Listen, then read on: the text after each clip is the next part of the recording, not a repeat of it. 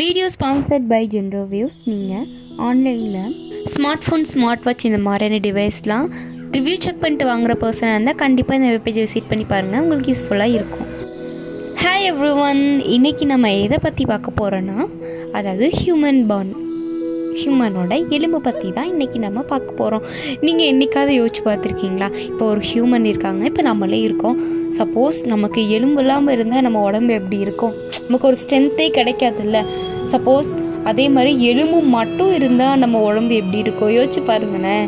இந்த மாதிரியான சிந்தனைகள்லாம் உங்களுக்கும் வந்துச்சுன்னா நீங்களும் கமெண்ட் செக்ஷனில் சொல்லுங்கள். சரி, ஓகே, இன்றைக்கி எலும்பு பற்றின சில விஷயங்கள்லாம் பார்க்கலாம். வாங்க வீடியோக்குள்ளே போகலாம்.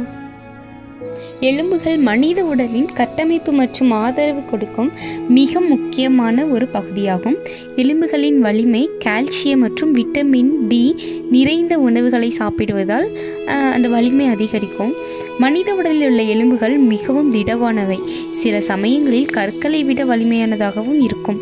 எலும்புகள் காற்றழுத்தத்தை சுமந்து பல்வேறு வேலைகளை செய்யும் பொழுது உடலின் நிலைப்பாட்டை தக்க வைத்து கொடுக்கின்றன. உடலின் எடையை கட்டுப்படுத்தவும் தினசரி உடற்பயிற்சிகள் செய்வதாலும் எலும்புகள் வலிமையாக இருக்கும்.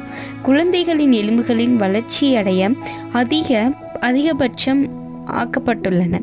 எனவே வளர்ப்பு காலத்தில் அதிக ஊட்டச்சத்து தேவைப்படுகிறது. எலும்புகள் உடலின் இரத்தத்தை உருவாக்கும் முக்கிய பங்கு வகிக்கின்றன. எலும்பு மஞ்சை மூலம் அதிக உடல் செயல்பாட்டை தொடர்ந்து கொள்வதால் எலும்புகள் உறுதியாகவும் மீள செல்வாக்குடனும் இருக்கும். எலும்புகள் அடிக்கடி மாற்றம் ஏற்படும். பழைய எலும்பு மசிவு மூலம் புதுப்பிக்கப்படும். எலும்புகள் மனித உடலின் ஒருங்கிணைந்த இயக்கத்திற்கும் பாதுகாப்பிற்கும் மிக முக்கியமான பங்களிப்பு அளிக்கிறது. ஸோ இந்த டாப்பிக்கில் என்ன சொல்ல வராங்கன்னா, இப்போ குழந்தைகளோட எலும்பு வளர்ச்சி சீக்கிரம் வளர்ச்சி அடையாது. ஸோ அதனால நம்ம அந்த மாதிரி காலகட்டத்தில் அவங்களுக்கு மிகவும் ஊட்டச்சத்தான உணவை கொடுக்கணும் அப்படின்னு தான் சொல்கிறாங்க. அதே மாதிரி நம்ம எலும்பு சில சமயங்களில் கல்லை விட அதிகமான ஸ்ட்ராங்காக இருக்குமா. அதே சமயம் கால்சியம், விட்டமின் டி இந்த மாதிரியானது அதிகம் எலும்புல இருக்குது அப்படின்னு சொல்கிறாங்க.